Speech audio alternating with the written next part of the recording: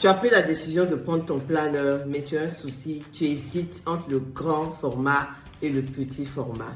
Dans la vidéo d'aujourd'hui, je vais te partager les avantages et les inconvénients entre griffes de chaque format pour que tu puisses faire ton choix beaucoup plus facilement. Est-ce que tu es prêt? Tu es prête? C'est parti!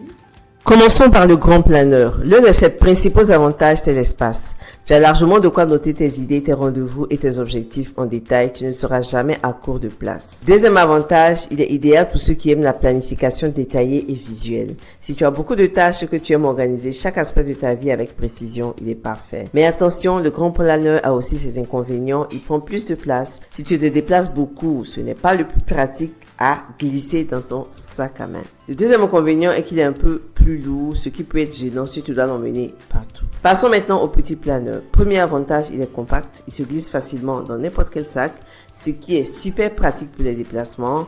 Deuxième avantage, il est léger, donc facile à transporter au quotidien, même si tu es en mouvement toute la journée. Côté inconvénient avec le petit planeur, tu auras moins d'espace pour écrire. Si tu aimes prendre beaucoup de notes ou planifier en détail, tu pourras te sentir un peu limité. Et enfin, il est un peu moins adapté aux longues planifications. Si tu as des objectifs à long terme ou des projets complexes, le petit format pourrait être moins pratique. En résumé, si tu cherches de la place et du détail, le grand planeur conviendra parfaitement.